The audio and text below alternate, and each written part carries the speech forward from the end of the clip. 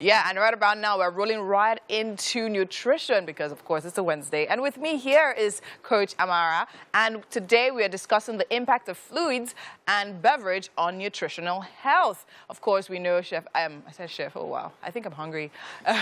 Coach Amara is a passionate advocate on preventing, fighting, and reversing lifestyle diseases through the use of nutrition and lifestyle modifications. Good morning, Chef Amara. Good morning. Chef. Oh. Coach.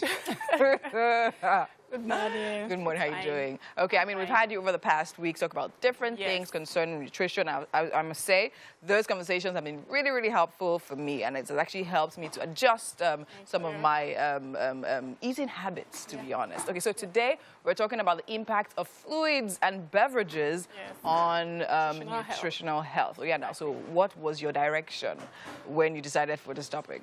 Okay, hi. Good morning, everyone. So I counsel a lot of people. I do a lot of nutrition counseling, and I discovered that most times when you ask people about their diet, they are quick to say things like, okay, bread, rice, and all that food, but they skip the part of what they're drinking. Oh, okay. And, you know, people forget that drinks, what you take as your fluid is also very important. It's also a very important part of your diet. You can't do without acknowledging that, you know. So if you eat healthy, you do exercise, but you're taking in the wrong kind of fluids, you're wiping out the whole benefits of your healthy diet and your exercise. So it's very, very important for people to understand that even though it's a liquid, it still plays a part in the whole healthy eating. Oh, wow. That's why I... Okay, so I noticed you said the wrong type of fluid. So now let's put it out there. What are these wrong kinds of fluids? All right, thank you. I'll talk about two briefly because of time that are really, really very popular now, and people are getting it wrong when they're taking it. The first one is sports drinks. Okay. Yes, people seem to have this notion that they are healthy. Because, I mean, you see sports written there. Okay, if I'm not going to the gym, okay, let me take sports drink so that I can be healthy. But sports drinks are actually made for a reason, and it's made for athletics or people that have been exercising for quite a long while. The threshold is usually more than an hour. They've been sweating a lot.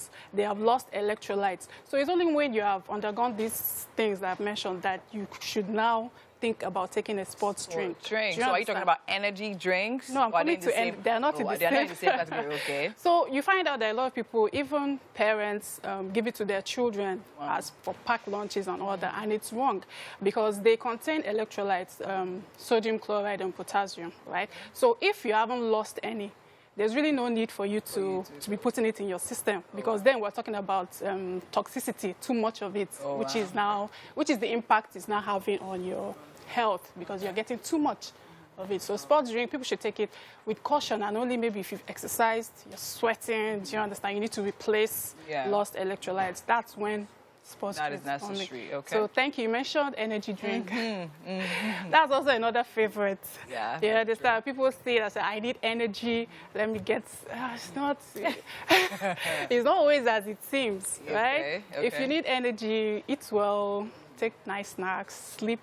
You wake up refreshed. The problem with energy drinks is they have a lot of caffeine in them, a high dosage of caffeine in them. And we all know that caffeine can be addictive. Very true. If you take it a long time. So what normally happens is you take the first one, you take the second one. Before you know it, you won't even know that you're hooked. So then there begins the cycle. Do you understand? Yeah. I wake up, I feel low, I take my energy drink, and then it affects your sleep. So you're not sleeping. You're not sleeping enough, true. You wake up, you're tired, you need another one. So before you do it's become the cycle goes on, and then you're hooked. And then there's such a thing as caffeine overdose.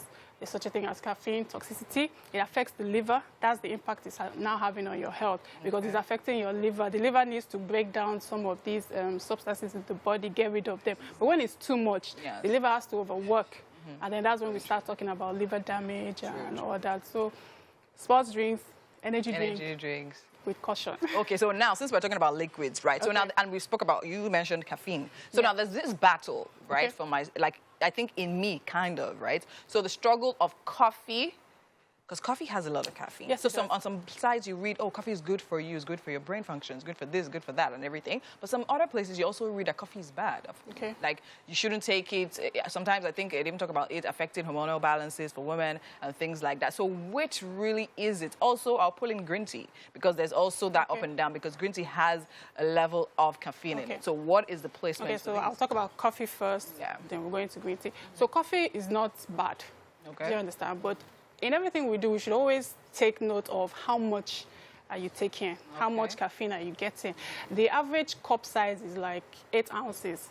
If you take one of that, if you're normally a healthy person, take one of that, it's okay. Yeah. Do you understand? But when you have underlying health issues, like high blood pressure and some other things, and if you're pregnant, then that's when we would say, okay, you can just, or maybe you can just do without coffee. And because of the caffeine, just as you said, that addictive factor is there. So you see people that get up and they can't function until they've had a cup of coffee. What I advise such people, and you see them taking like 2, 3, 4 cups. That's very strong. Do you understand? That's excess. So what you can do, start by taking a cup. A cup is fine. So like I said, it's not bad and it's good. Because it does have it contains polyphenols, which are good for the body. But you have to understand how much of it you're supposed to take. Then if you're so addicted, you can try decaffeinated, although people complain that one is not. They said there's nothing. But that's also an option so that you can just try and reduce your addictive. Yes, then green tea is fantastic.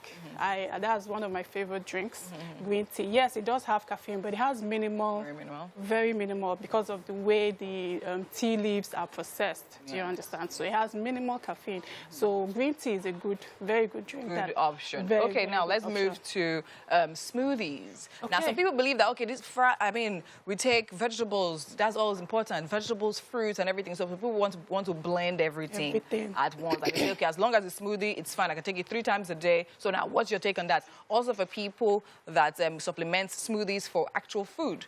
So no. What is your take? I would never advise anyone to supplement smoothies with actual food because smoothies are basically fruits, vegetables, which have a lot of fiber and all that. But you still need your basic staple, nutrients, your carbohydrates and all that, protein and all that, which may not be found much or minimal in smoothies. So you cannot take smoothies in place of food. Food has its place. Fruits and vegetables have their place. That's why in nutrition we talk about balanced diet.